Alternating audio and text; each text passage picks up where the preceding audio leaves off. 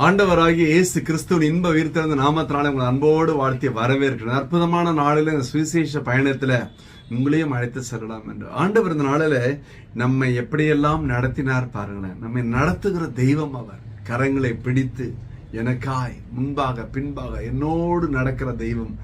ஆதியாகும் 24:48 சொல்கிறது, என்னை நேர்வழியாய் நடத்தி வந்த என் எஜமானாகிய ஆபிரகாமின் தேவனாய் இருக்கிற கர்த்தரை ஸ்தோத்தரிக்கிறேன்.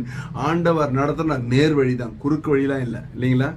ஸ்டெப் பை ஸ்டெப்பா நேரா நேர்வழிதான். அவருடைய வழி தனி வழி, ஒருவரும் குறுக்கு வர முடியாது. எந்த சத்ருவோ எந்த விதமான தடங்களோ தடையோ வர முடியாது. காரணம் கர்த்தருடைய வழி அது. என்னை எங்கே நடத்தினார்? யாத்திராகம் 15:13 பாருங்களேன். உம்முடைய பரிசுத்த வாசஸ்தலத்துக்கு நேராக அவர்களை உமது பலத்தினால் வழி நடத்தினீர். ஆண்டவருடைய வார்த்தைக்கு நேராய் நம்மை நடத்துகிறார். ஒவ்வொரு நாளும் காலையில் எழுந்திருச்சு வசனத்தை வாசிச்சு தியானிச்சு சில மணித்துளிகள் தியானித்து அந்த நாளை தொடங்கி பாருங்களேன். அந்த நாளே ஆசீர்வாதமாய் இருக்கும். நம்முடைய வாழ்க்கை அற்புதமாய் அமையும். தடங்கள் தானாக மறையும், தடைகள் நீங்கும். அவருடைய பிரசனம் நம்ம வழி நடத்தும், நம்மை நேராய் நடத்துகிறார். என்னுடைய ஜெபம் வேண்டுதல் எப்படி இருக்க வேண்டும்? 139:24 சங்கீதம் சொல்கிறது, வேதனை உண்டாக்கும் வழி என்னிடத்தில் உண்டோ என்று பார்த்து நித்திய வழியில நடத்தும். வேதனை உண்டாக்குற வழி. இன்னைக்கெல்லாம் ஒருத்தவங்க யாருன்னா வளர்ந்து வராங்கன்னு வைங்களேன், அவங்கள பத்தி மொட்டை லெட்டர் போட்ட வேண்டியது இல்லையா?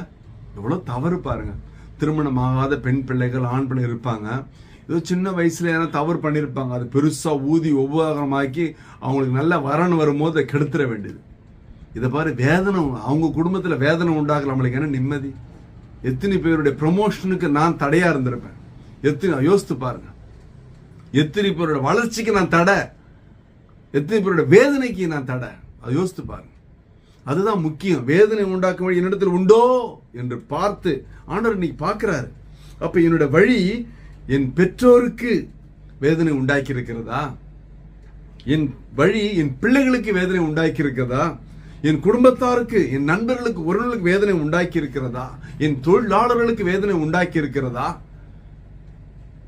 பெரிய பொறுப்புல இருப்பாங்க, சபையினுடைய பெரிய பொறுப்புல. அவங்க அடிக்கடி போலீஸ் ஸ்டேஷனும் கோர்ட்டும் போயிட்டு வந்தா எப்படி இருக்கும் பாருங்க. எவ்வளவு வேதனை இல்ல அது? எவ்வளவு கஷ்டம் இல்ல? அப்ப அந்த சபையாருக்கு எவ்வளவு பெரிய வேதனை, அது துக்கம். அதான் என் சபையாருக்கு வேதனை உண்டாக்கி இருக்கிறதா? என் சமுதாயத்திற்கு என்னுடைய வழிகள் வேதனை உண்டாக்கி இருக்கிறதா? என்னுடைய ஆண்டவருக்கு வேதனை உண்டாக்கி இருக்கிறதா? அதான் முக்கியம் பாருங்க. அப்ப அலசி ஆராய்ந்து பார்க்க அழைக்கப்பட்டிருக்கிறோம். லூக்கா 1:79 சொல்லுகிறது, நம்முடைய கால்களை சமாதானத்தின் வழியிலே நடத்தவும். ஹல்லேலூயா. அப்படி என்றால் வேதனை உண்டாக்குற வழி நம்மளுக்கு வேண்டாம். அடுத்தவங்களுக்கு உதவி செய்ய முடியலன்னா கூட உபத்திரம் செய்யக்கூடாது பாருங்க. அதான் ஆண்டவர் அழகா சொல்றாரு. ஏசாயா 58:11, கர்த்தர் நித்தமும் உன்னை நடத்தி மகா வறட்சியான காலங்களிலே உன் ஆத்மாவை திருப்தி ஆக்கி உன் எலும்புகளை நினமுள்ளதாக்குவார். நீ நீர்ப்பாய்ச்சலான தோட்டத்தை போலவும் வற்றாத நீரூற்று போலவும் இருப்பாய். ஹல்லேலூயா, ஹல்லேலூயா.